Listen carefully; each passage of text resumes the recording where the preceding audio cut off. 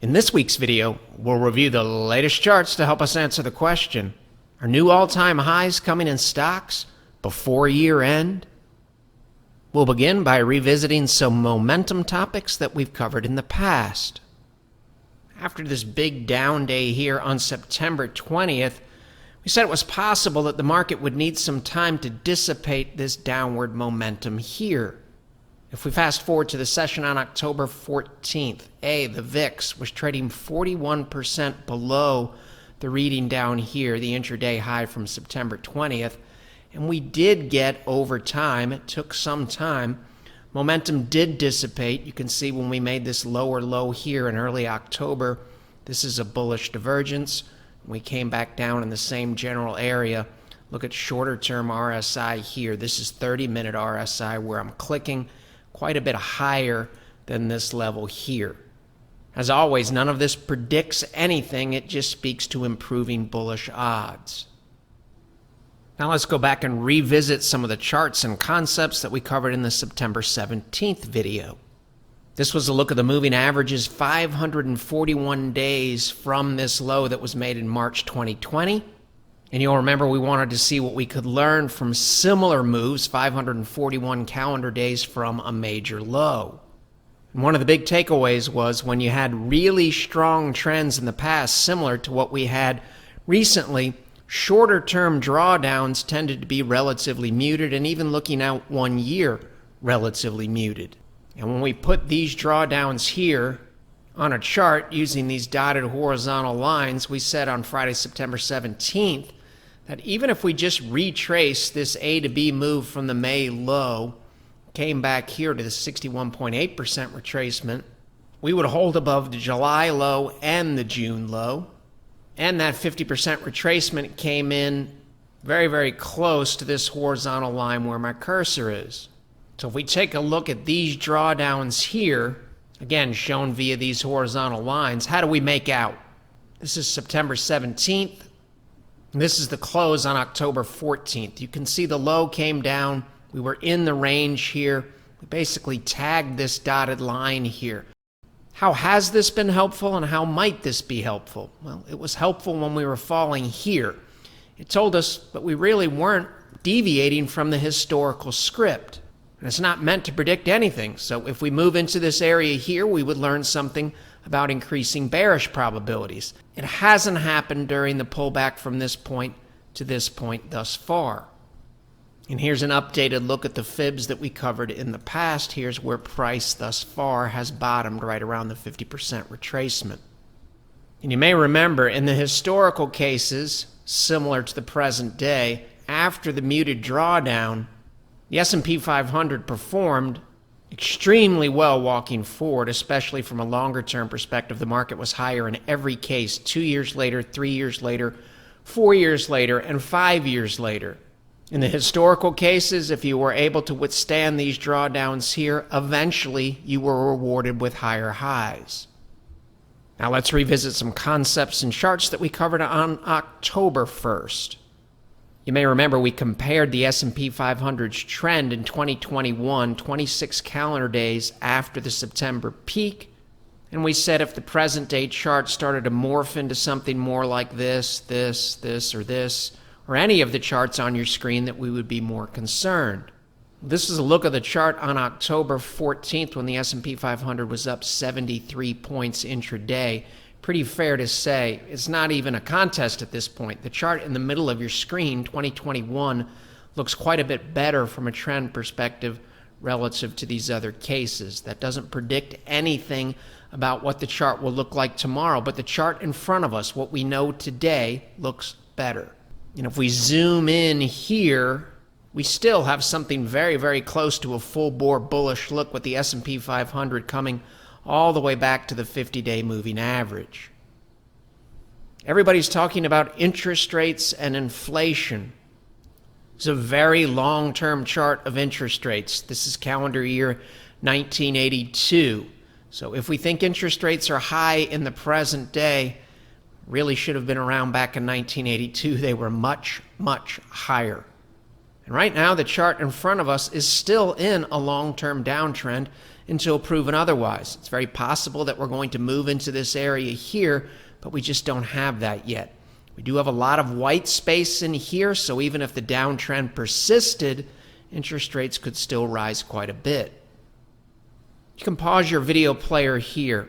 We could be getting to a point where less bad is considered to be favorable. Remember that concept near the lows in March of 2020 when the economic data was less bad, the market bottomed? Probably pretty fair to say that most people believe that inflation's going to be worse than expected going forward and that earnings are going to be worse than expected. If they come in less bad or start to improve in any way, it's possible stocks could continue to push higher. CPI was released this week. It was the largest year-over-year increase since January of 1991. For the record, this is January of 1991. This is the S&P 500. This is the year 2000. Point of the exercise: high inflation or higher inflation isn't necessarily a bad thing for risk assets like stocks. Shifting gears to market breadth, you can pause your video player here. We've covered this chart many times. New high over here on the right side of your screen during the session on October 14th. You can pause your video player here. You can make an argument we have a slight bullish divergence here relative to price here. Much, much closer to exceeding this high relative to this. This is NYSE advancing issues. It's a daily chart. It's advancing issues divided by total issues. This bar here. This is declining issues divided by total issues. Notice in here, this really doesn't look that bad relative to this down here. And that's the case even when the market was falling. Since all bullish trends have counter-trend moves, it can be helpful to remind ourselves what the view looks like from time to time from 30,000 feet.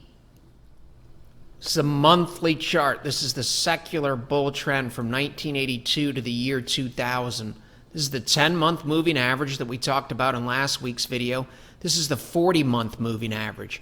You can see for the most part, during the entire bull move, price spends a lot more time above both moving averages, and for the most part, the slopes of the moving averages are up. This is what a long-term secular trend looks like. It's hard to make an argument that the chart from 2009 to the present day really looks materially different. Definitely has a secular trend look to it, and that's even true during this pullback in the month of September. Haven't seen a monthly close yet below the 10-month moving average, and that's not necessarily a showstopper. It would just tell us that more weakness possibly could be ahead. You often hear people criticize technical analysis and charts with this argument. They tell you what has already happened. That is true, but it's missing an incredibly important part of technical analysis. The charts in front of us tell us what's happening now. This chart, October 13th, 2:25 p.m., this is the net aggregate opinion of all market participants right now. We don't have the chart 2 weeks down the road. We don't have the chart 2 years down the road. This speaks to the concept of staying in the now. Right here, same thing. You're learning a whole lot right here. This is a significant change in market character here in the early stages of this decline. We can see this huge gap down. We can see this huge gap down. Look at the decline we have here. The character of this decline really looks nothing like this decline over here. Notice how we've come back really in a tame manner to an upward sloping 200-day. Contrast that with this look here. The chart in front of us right here and here told us a lot, just as the chart in front of us has told us a lot thus far. October 13th, NASDAQ 100 really just came back above the 50% retracement from this move in May. So if the longer-term trend is going to flip over, the shorter-term trend has to flip first. We really don't have any evidence of that. This is a normal pullback within the context of an existing uptrend, until proven otherwise. We may move down here, but we just haven't done it yet. You can pause your video player here. NASDAQ weekly. This would be the type of look we would be concerned about. This would be the type of RSI look we would be concerned about. Here. Present day looks a lot more like these pullbacks within the context of an existing uptrend. Similar concept here, NASDAQ 100 relative to the broader NASDAQ composite. Bullish trend over here. It's a counter trend move. And then we're back above the 61.8% retracement, telling us the odds are, at this time, that this uptrend over here is going to resume. That's what we know today. Comes down in here, we'll learn something else. All of this movement here has been above the 61.8. Similar concepts here, NASDAQ 100 relative to the S&P 500. Don't really see anything that says this uptrend is over yet. Waning momentum, a little bit more concerned here? Absolutely, positively, yes. Has the trend been broken? Not yet. Equal weight S&P 500 relative to defensive staples. This is our concerning look, bearish divergence here in 2020 before the COVID plunge. This is a more encouraging bullish breakout look here. You can see we start to move before the market really starts to run in November. You can make an argument that this is similar over here, but in a more muted manner. This is more pronounced, but this still has a much better look over here relative to this concerning look here. Moral of the story here is this look here, this upward sloping trend line before the November push higher looks infinitely better than what we have in the present day. When you're breaking this trend line here, you're pushing to a new high above these levels. We're nowhere near a new high, and we really haven't even broken this downward sloping trend line yet. Is it possible this will look like this very soon? It is. But we need to see something more like this relative to this. Covered this last week in detail. Really no change here. Still sitting right around the 200-day moving average shown in red. Longer term, the equal weight still has a lot of work to do relative to the S&P 500. You can see 13 months after the low here that we just experienced, we're still below the 61.8% retracement of this A to B move. 13 months after the low, which was made in 2008, the S&P 500 made a low here in March of 2009. 13 months after the low in the ratio, we were well above the 61.8% retracement relative to this decline. That would be the bad news. The good news is this look at the 200-day here is similar to this bullish turn here. This slide allows us to compare both cases head to head. Similar concepts here relative to this constructive look over here November last year. This has some work to do. We broke out in November. We were exceeding all of these highs. This ratio last made a new high in May. If you're a small cap bull, you would prefer the present day to look more like these looks here. Growth versus the S&P 500 in a bullish trend over here, A to B move. We're still above the 61.8% retracement and above the 200-day moving average. How long will that last? Nobody knows. This is the chart in front of us today. It still favors growth over the market. And value still has a lot of work to do relative to growth. We may get into this area here, but that's not where we are now. Tech versus bonds, Thursday's session, still looks a lot better than the correction cases in 2004 and 2010 that we've covered in the past. If you look at a wide range of ETFs, very, very difficult to find ETFs that recently made a new all-time high relative to the S&P 500. IYW did it in September, and several tech ETFs are still above this 61.8% retracement. Not making any assumptions about what this chart looks like tomorrow, but we know definitively what it looks like today. There's high beta relative to high quality, very long-term breakout earlier this year. You can make an argument this is a retest of that breakout. Make an argument we're holding this upward sloping trend line. Here, in November of last year, we're well below this high. You can make an argument that this look here is similar to the look in the present day. Good things happened in risk assets from here. We'll see how this one unfolds. XLE Energy relative to SPY S&P 500 going back to 2010.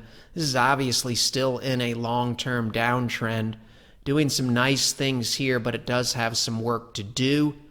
The longer-term outlook would improve if we can get here and the longer we stay above this downward sloping trend line. Similar situation here, OIH, oil service stocks relative to TLT long-term treasury bonds, somewhat at a possible inflection point.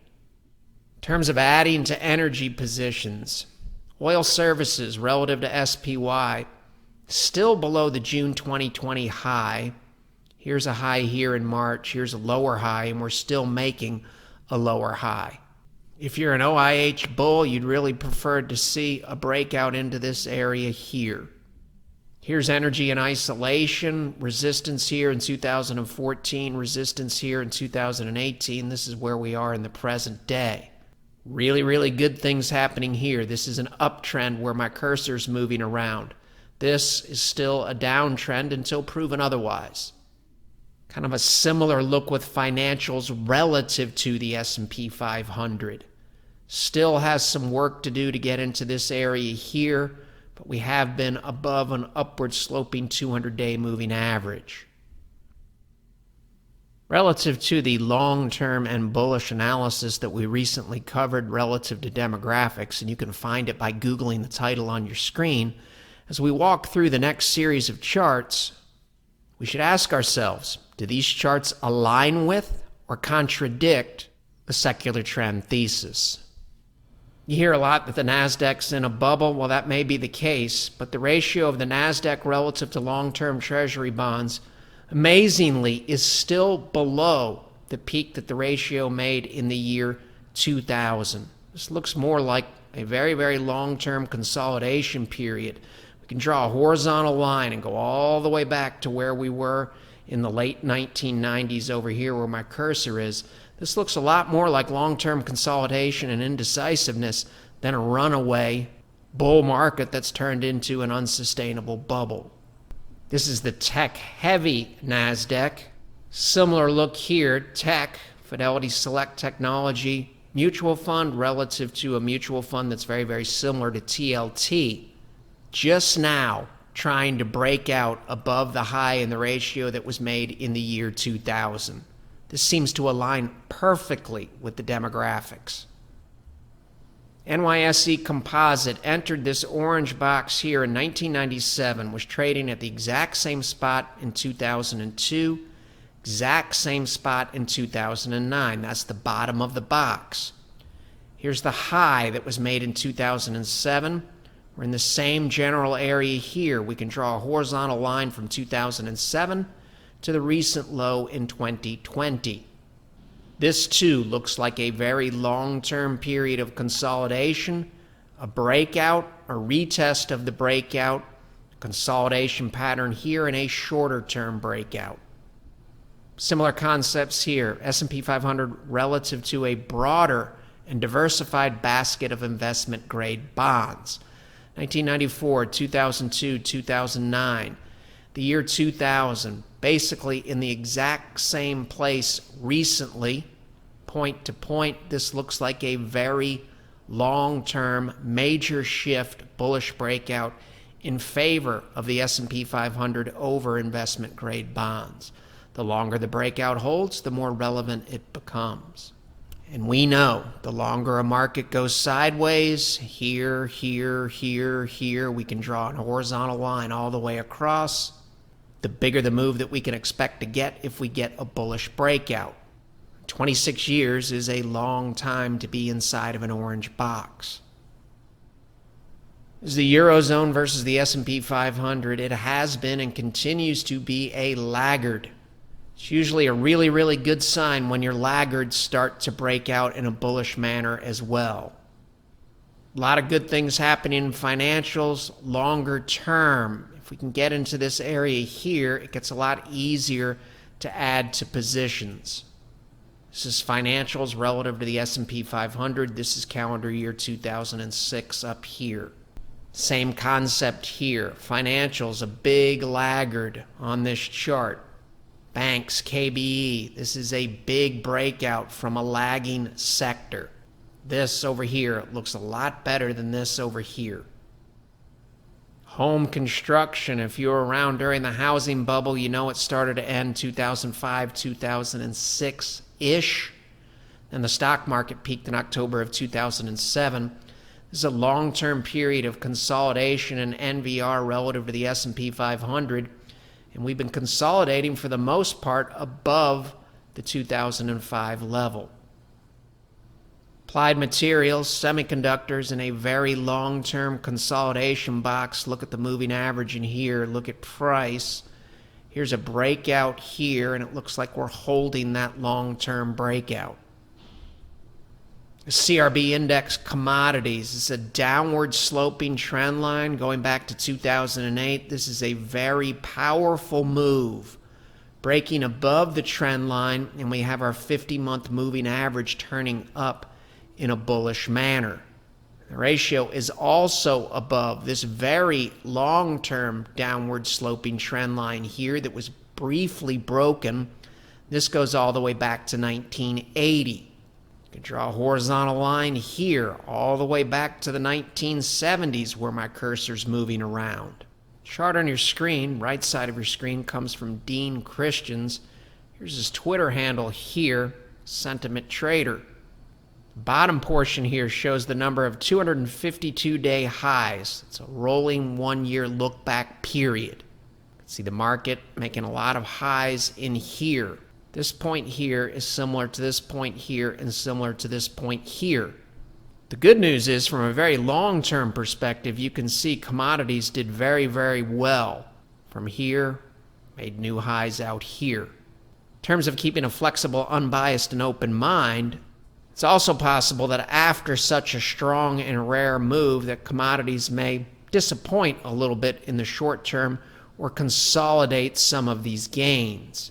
From this point here, we have a big move. The market needs to consolidate its gains. This is a very long-term period of consolidation. Similar situation here. We get a similar spike here, long-term consolidation. However, in every single case, higher highs made out here after this, significantly higher highs made here. After this consolidation, significantly higher highs.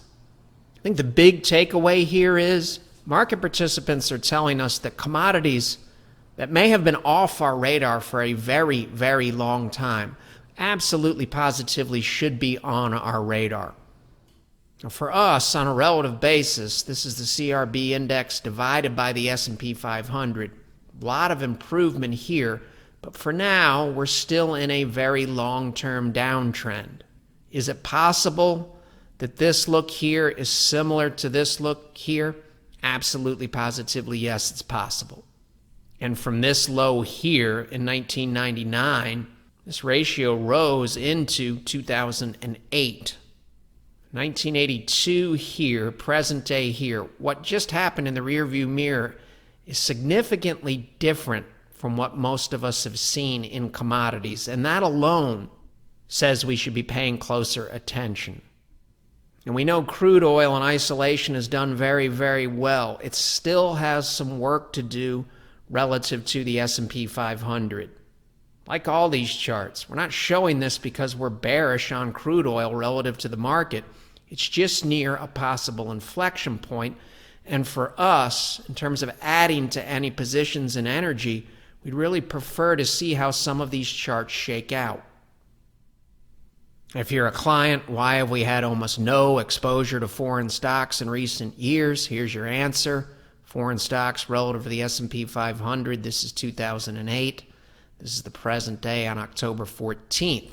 This is clearly a laggard, but once again, we have a laggard that's knocking on the door over here relative to a possible long-term breakout. This is a chart in our arsenal that we covered a long time ago in a video. You can make an argument down here, this period from the 60s into the early 80s somewhat similar to this sideways type look here in the NYSE composite. This is a good reminder that secular trends from 1982 to this point here, the stock market can't go higher. There's no way it's going to go higher. It can't go higher anymore. There's no possible way this can continue. It can't continue. Stocks are way overvalued. I have no idea what's going to happen over here, but history tells us it is very, very possible that we could move a long, long way in this direction up here. The very broad value line geometric index relative to the S&P 500 clearly still in a long-term downtrend. It's another case, though, where one of your laggards experiencing and holding a very long-term bullish breakout. This is the value line geometric index in 1998. Here it is here in 2007. Here's the recent past. Here's the COVID low. Right now, this looks like a very long-term bullish breakout. You can see here this ratio when the S&P 500 peaks in October of 2007, it goes straight up above what turns into an upward sloping 50-month moving average. This over here really doesn't look anything like the ratio in the present day that's making a series of lower lows. Powerful demographic shifts tell us that things can change in a big, big way. Covered this long-term breakout in a recent video. Covered this long-term breakout in a recent video. Also covered this tweet here that basically said stocks are incredibly cheap relative to corporate bonds. That seems to align with the demographics and the stock-bond ratio. Here's another chart. Draw horizontal lines here. This is 1995 over here. If I draw a horizontal line, look how many times I hit price. Draw horizontal lines in here and hit price. This looks different than anything that we've seen in this entire period here. These are the hypothetical drawdowns that we originally covered in a study in early July of this year, based on the S&P 500 hitting 7 consecutive new highs. The market eventually pushed higher. This was the look of it on September 30th. Really didn't see anything here relative to the historical drawdowns that was particularly alarming. Basically said the same thing using the same chart last week on Friday, October 8th. But we also said that we wanted to see the market get above this downward sloping trend line here where my cursor's moving around. If we look at the same chart after the rally on Thursday, October 14th, we are seeing some signs that the market is trying to end this intermediate term downtrend or short-term downtrend in here. This is step one, breaking a downward sloping trend line. Now we need to see a higher low relative to this low in here, and then eventually a higher high. An uptrend is a series of higher highs and higher lows.